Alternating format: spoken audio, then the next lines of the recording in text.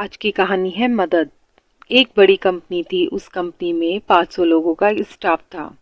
उस कंपनी के बॉस हर साल 25 दिसंबर को अपने स्टाफ के सभी लोगों से एक एक हजार रुपये लेकर उन सभी का कुल 5 लाख रुपए जमा करते थे और खुद अपना उसमें 5 लाख जोड़कर कुल 10 लाख की लॉटरी का ड्रॉ करते थे। उस लॉटरी में जिसका भी नाम निकलता था उसे 10 लाख मिलता था। उस कंपनी में साफ सफाई करने वाली एक काम वाली बाई को पैसों की बहुत ज़्यादा ज़रूरत थी, क्योंकि उसको अपने बेटे का ऑपरेशन करवाना था। लॉटरी एक जुगाड़ का खेल है, ये तो हम सभी जानते हैं। अगर उस साफ सफाई करने वाली काम वाली को ये लॉटरी नहीं लगती तो उसका तो 1,000 रुपये का नुकसान हो जाता।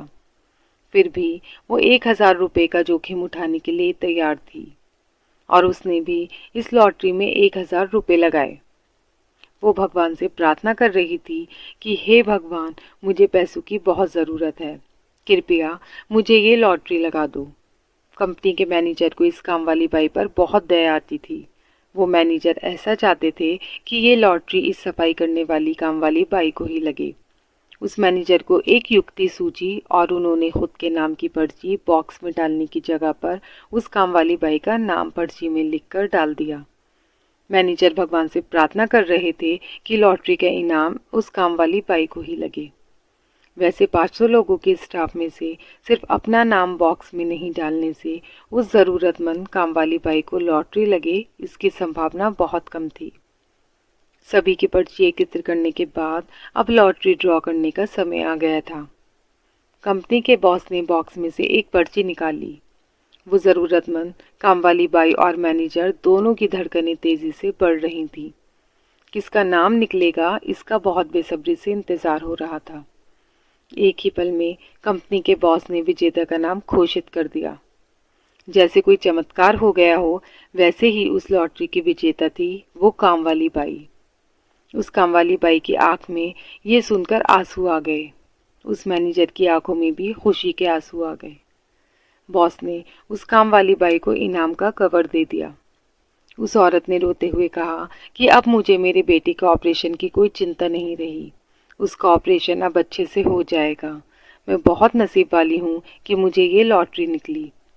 वो मैनेजर उस लॉटरी के बॉक्स के पास जाकर खड़े हो गए और उन्होंने बॉक्स में से दूसरी एक पर्ची भी उठाई और देखा तो उसमें भी उस काम वाली बाई का ही नाम निकला। ये देखकर उन्हें आश्चर्य हुआ कि ये कैसे हो सकता है।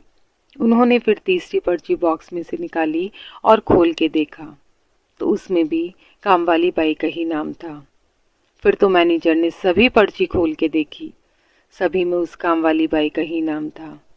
अब तो मैनेजर बहुत खुश हो गए और उन्हें ये पता चल गया कि सिर्फ मैं ही नहीं बल्कि सभी ने मिलकर उस काम वाली बाई की मदद की है।